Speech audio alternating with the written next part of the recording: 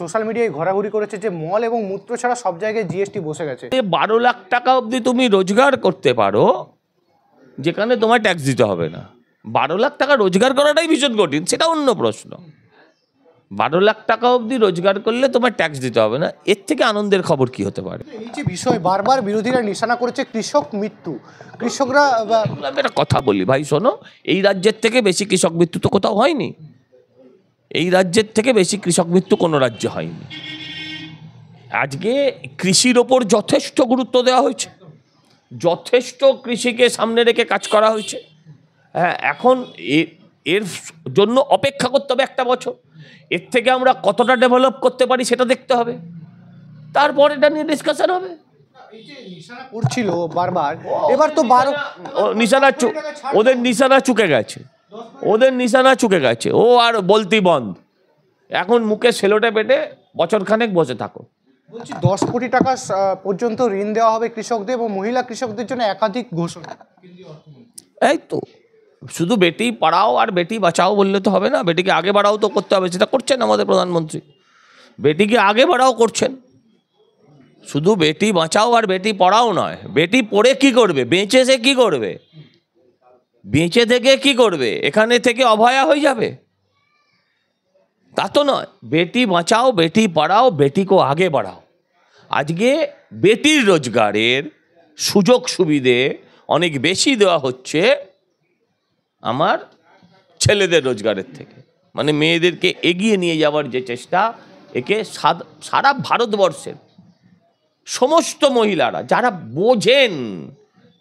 বোঝেন না, যারা অন্য লোকের কথায় চলেন, তাদের কথা বলতে পারবো না, যারা স্বামীর কথায় চলেন, যারা ধর্মগুরুর কথায় চলেন, তাদের কথা বলতে পারবো না, কিন্তু যারা নিজের বুদ্ধিতে বোঝেন, যারা নিজের জ্ঞানে বোঝেন, তারা এইটুকু বুঝেছেন মেয়েদের এগিয়ে নিয়ে যাওয়ার একটা মহৎ প্রচেষ্টা এই সরকার এই বাজেটের মধ্যে আরেকবার দেখালো। বলছি সজলবাবু, এই যে পুরো এত বড় ছাড় দেওয়া হলো, এটা কি শুধুমাত্রই মানে মধ্যবিত্তদের উপকৃত করার জন্য নাকি? না না, দিল্লির ভোটের দিকে তাকিয়ে বলুন না, এটা বলতে বাকি রাখছেন কেন? এটা বলতে বাকি, আপনাদের মুখে তো কিছুই আটকায় না, বলে দিন 5 দিন বাদে দিল্লির ভোট হবে তখন তার জন্য করে দিয়েছে। এই সমস্ত কথাগুলোর কোনো যুক্তি নেই। হ্যাঁ, এগুলো কোনো কিসের দিকে তাকিয়ে হলো? ভারতবর্ষ, শুনুন আমি আপনাকে একটা কথা বলছি, লক্ষ্মী যদি অচলা হয়ে যায় না, তার থেকে অলক্ষ্মী আর কিছু হতে পারে না। তো লক্ষ্মী যেমন চঞ্চলা হওয়াটাও খারাপ, লক্ষ্মী অচল হয়ে যাওয়াটাও খারাপ। সোশ্যাল মিডিয়ায় ঘোরাঘুরি করেছে যে মল এবং মূত্র ছাড়া সব জায়গায় জিএসটি বসে গেছে, কেন্দ্রীয় অর্থমন্ত্রীকে দায়ী করা হয় সবসময়। তাদের কথার ওপরে লোকে এবার মল আর মূত্র ত্যাগ করবে। যারা এই কথাগুলো বলেছে যে মল আর মূত্র ছাড়া সবের ওপরই জিএসটি বসেছে, তাদের এই কথার ওপরে পাবলিক এবার মলমূত্র ত্যাগ করে দেবে। তো বাজারে থলি করে নিয়ে যাওয়া, তো যাদবপুরের সাংসদ সায়নী ঘোষ তিনি সরাসরি কেন্দ্রীয় অর্থমন্ত্রীকে সরাসরি কটাক্ষ করছেন, তুলোধরা করে দিচ্ছেন, আপনি দেখেছেন? এই কার সঙ্গে কার তুলনা করেন আপনারা? হ্যাঁ, কার সঙ্গে? একটা গেঁজাখোর শিব ঠাকুরকে মানে একটা কি বলবো নোংরা ভাষা, হ্যাঁ, কন্ডম পরায়, তার সঙ্গে নির্মলা সীতারামন, একটা ইতিহাসের তুলনা একটা গেঁজাখোরের সাথে। কি কার সাথে কার তুলনা করছেন? না না না না, কার সাথে কি তুলনা?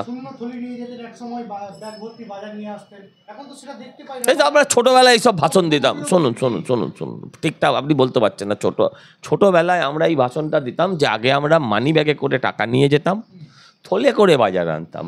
এখন থলে করে টাকা নিয়ে যাওয়া হয়, মানি ব্যাগে করে বাজার নিয়ে আসা। এটা ছিল, আমরা বাম আমলে এইসব ডায়লগ মারতাম, এসব পুরনো ডায়লগ।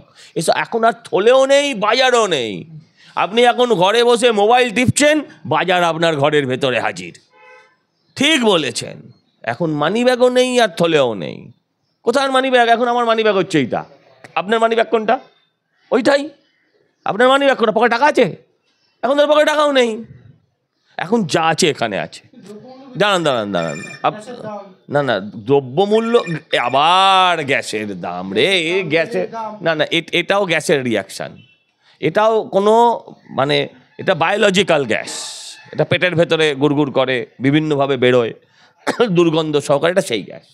আমি আপনাকে বলছি গ্যাসের দাম আর চলবে না। গ্যাসের দামের পরে মানুষও ভোটও দিয়েছে। আমি আপনাকে বলছি, আলুর দাম বাড়লে কি সবসময় কেন্দ্র সরকার দায়ী? পেঁয়াজের দাম বাড়লে কি সবসময় কেন্দ্র সরকার দায়ী? পেঁয়াজ এই রাজ্যের দিদিমণি ব্ল্যাক করবে আর কেন্দ্র সরকার তার দায়িত্ব নিয়ে মাথায় হাত দিয়ে বসে থাকবে? কি আজে বাজে কথা বলেন।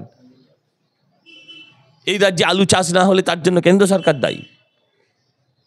আলুর কালোবাজারি করবে, এই যে মুখ্যমন্ত্রী বানিয়েছিলেন, কি বানিয়েছিলেন, ওই ধান কি শস্য মান্ডি না কি মান্ডি বানিয়েছিলেন, সেগুলোর কি অবস্থা? সেগুলোর কি অবস্থা দেখুন। এদের কথা মাথায় রেখেই এত টাকা করে কোটি কোটি টাকা লোনের ব্যবস্থা করেছে একটা সরকার। মুশকিল হচ্ছে সেই লোন যদি আবার চাষির বদলে চাষির তৃণমূল মাসিরা যদি খেয়ে নিতে থাকে, তাহলে আবার এই রাজ্যগুলো বন্ধ হবে।